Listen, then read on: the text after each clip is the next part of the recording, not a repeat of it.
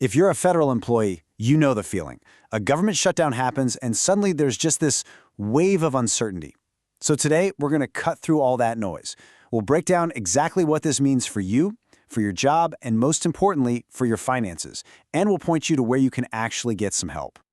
Yeah, this quote really hits the nail on the head, doesn't it? The anxiety behind these questions is completely real. But, getting clear information is really the first step to getting a handle on all of this. Okay, first things first. It is absolutely crucial to understand what your employee classification is. Seriously, this one little detail is what determines everything, whether you go to work and how you eventually get paid. So let's break these down real quick. If your job is accepted, think TSA screeners, FBI agents, folks like that, you have to show up to work, but you're doing it without pay for now. If you're non-exempt, you're furloughed, which is the official way of saying you're sent home, also without pay. Then there are the exempt employees. They're the lucky few whose funding is separate, so for them it's pretty much business as usual. But for the vast majority, here's the bottom line. Whether you're working or you're furloughed, your paycheck is on hold. Now, let's kind of zoom out and see how this all scales up into a huge financial problem. The numbers we're about to look at are just staggering. They really show you how widespread this impact is. We are talking about roughly 1.4 million federal employees, 1.4 million people who are either sent home or are working without a paycheck. That is a massive part of our workforce, just thrown into immediate financial limbo. And if this thing drags on, well, that number translates to about 4.5 million paychecks being withheld.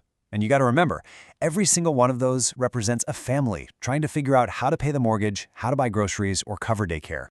So it all adds up to this massive economic shockwave. We could be looking at $21 billion in missing wages. And that's not just money missing from an employee's bank account. That's money that's suddenly gone from local economies, all across the country. But behind these giant numbers are real people, real families, making some incredibly tough choices every single day this goes on. For people like Imelda Avila Thomas, who's a furloughed Department of Labor employee down in San Antonio, the stress is just immense. She calls it gut-wrenching. And you just hear that sentiment echoed by so many others. And in real life, that stress forces these impossible choices. You've got families canceling things their kids really need, like tutoring. They're out there selling personal belongings, taking out loans, applying for part-time jobs, all of it just to try and stay afloat. It's a daily fight. And for those who are still working without pay, like TSA Officer Johnny Jones, the mental load is heavy. He says that constant uncertainty just takes over your thoughts, making it so hard to focus on a job that's already incredibly demanding. That's a distraction that nobody in a critical safety job should ever have to deal with. Okay, so that's the problem. It's big and it is deeply personal. But let's shift gears now and focus on the solutions. Let's talk about the practical, real resources that are available right now to help you manage this crisis. First off, and this is a big one, some reassuring news. Thanks to a law passed in 2019, the Government Employee Fair Treatment Act, you are legally guaranteed to get your full back pay once this shutdown is over. So it's not a question of if you'll get paid, it's just a matter of when. Getting to your own retirement savings has also gotten easier in an emergency like this.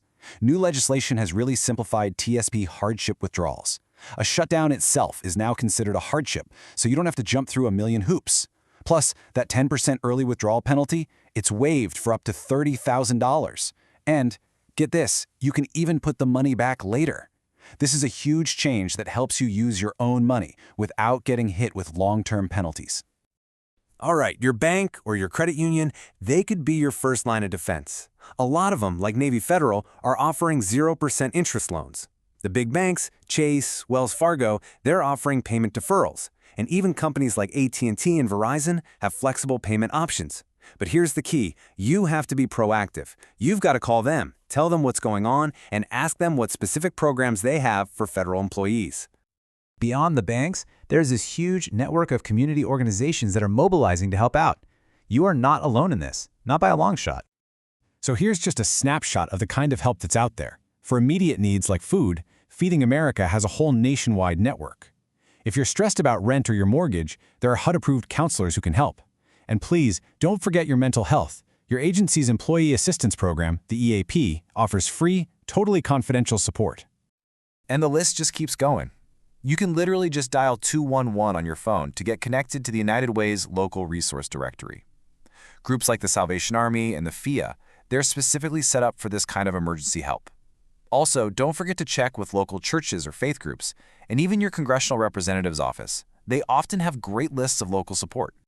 And this quote from Chris Brown, a lead TSA officer, just really captures the feeling on the ground. You know, federal employees are holding up their end of the bargain. They're showing up, they're protecting the country, and there's this powerful feeling that they need, and they absolutely deserve support in return. And that just leaves us with this really critical question for the future. I mean, all these lifelines are essential, no doubt.